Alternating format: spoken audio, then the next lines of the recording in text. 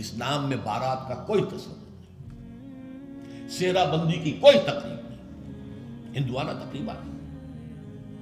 بارات کے لیے عربی میں کوئی لفظ ہی نہیں ہے، قرآن اور حدیث میں کیا ہوگا؟ عربی میں نہیں ہے، کوئی لفظ نہیں۔ یہ خالص عجمی لفظ، بارات عجمی ہے، ایرانی ہے، اس کا اسلام سے کوئی تعلق نہیں، جڑ کٹ جائے اس کی۔ یہ بھی ہندوانہ تصور ہے۔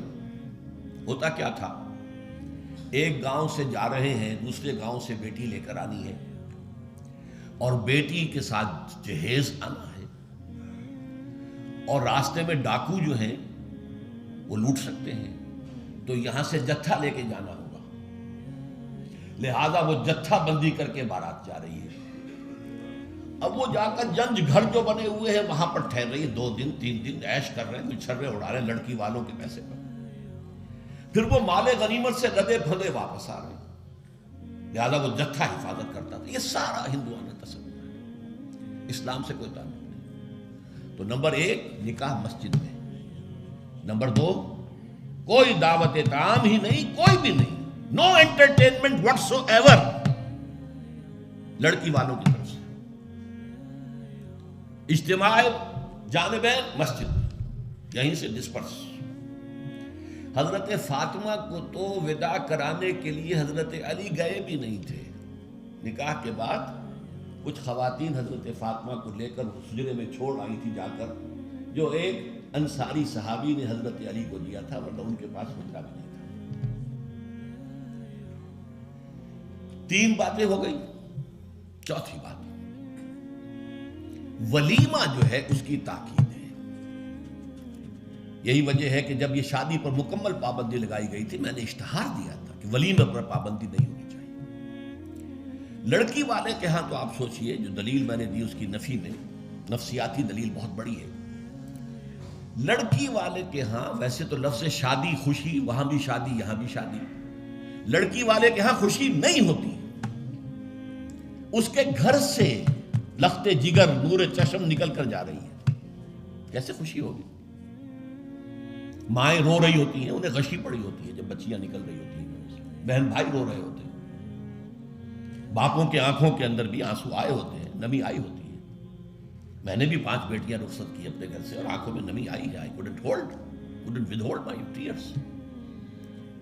پھر یہ صرف یہ تو ہوتا ہے کہ ایک ذمہ داری کا بوجھ تھا، آج اتر گیا۔ اسے آپ انگریزی میں سائی آف ریلیف کہہ سکتے ہیں، بس کوئی خوشی نہیں۔ اس کی مثال میں دیا کرتا ہوں کہ کوئی جانور اگر قربانی کے لیے 10-15 دن پہلے آپ لے لیں، وہ بکرا، کوئی مینڈھا، اور بچے اس کے ساتھ ہل جاتے ہیں، پھر کھلاتے ہیں، لے جاتے ہیں، چراتے ہیں، تو پھر وہ عید کے دن جب آپ اسے قربان کرتے ہیں تو بچے پچھاڑے کھا رہے ہوتے ہیں، رو رہے ہوتے ہیں، اتنا لاڈ اس جانور سے ہو جاتا ہے۔ تو یہ نور چشم، لخت جگر گھر سے نکل رہی ہے، 18-20 برس رہی ہے آپ کے گھر میں، آج جا رہی ہے۔ ٹھیک ہے، سائی آف ریلیف ہے، لیکن اندیشہ بھی ہوتا ہے، ذہن میں رکھیے، ہمیشہ ہوتا ہے۔ پتہ نہیں بیل منڈے چڑھے نہ چڑھے، موافقت مزاج کی ہو نہ ہو، نئے ماحول میں جانا ہے، ایڈجسٹمنٹ ہو نہ ہو۔ اپنی حد تک پورا اطمینان کر لیا ہے، دیکھ لیا ہے، سوچ بچار کر لیا ہے، لیکن کیا کہا جا سکتا؟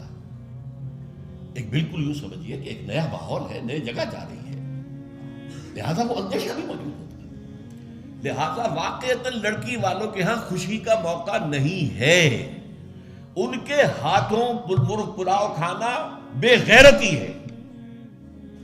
ہاں، لڑکے والے کے ہاں خوشی ہے، اس کا گھر آباد ہوا ہے، اور اسے حکم دیا حضور نے، اولموا ولو بشاۃ، ولیمہ ضرور کرو، چاہے تمہارے پاس ایک ہی بکری ہو۔ وہ ایک ہی بکری در حقیقت ان کے ہاں مفلسی کی سب سے بڑی شکل ہو سکتی تھی، لیکن بھیڑیں بکریاں پالنا تو ان کا پیشہ تھا، تو کسی کو ایک ہی بکری پالنا بہت ہی غریب ہے۔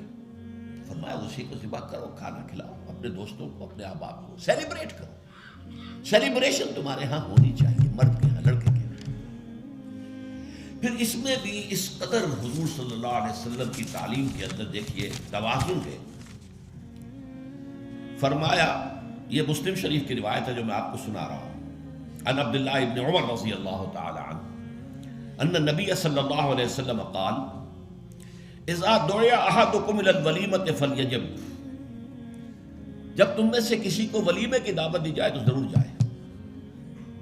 اور ایک اور حدیث ہے ابو ہریرہ سے رضی اللہ تعالی عنہ کہ حضور نے فرمایا شر الطعام طعام الولیمہ، ولیمے کا کھانا برا کھانا ہے۔ کیوں؟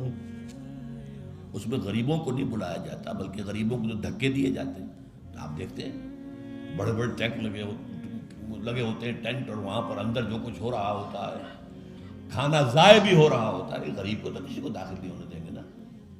اور ہے بھی نہیں، وہ مسلی کھلانے کے لیے تو نہیں ہے نا، وہ تو اپنے اعزاء رشتہ دار احباب ان کو اپنی خوشی میں شریک کرنے کے لیے۔ تو حضور نے فرمایا شر الطعام طعام الولیمہ، لیکن اس کے باوجود من لم یجب الدعوہ فقد عصى اللہ ورسولہ، جو شخص ولیمے کی دعوت قبول نہیں کرے گا اس نے گویا کہ اللہ اور اس کے رسول کی نافرمانی کی۔ اب آپ سوچئے جس نبی نے ہمیں اتنی تفصیل سے ہدایت دی دعوت ولیمہ کی، اگر لڑکی والوں کے ہاں کسی دعوت کے اندر کوئی خیر ہوتا ذرہ بر تو کیا حضور ہمیں اس سے محروم رکھتے صلی اللہ علیہ وسلم؟ تو چوتھی بات جو میں نے عرض کی کہ ولیمہ کیا جائے، ہاں البتہ ون ڈش کی پابندی لگائی جا سکتی ہے، بالکل لگائی جا سکتی ہے، اسراف اور تبذیر کو روکا جا سکتا ہے۔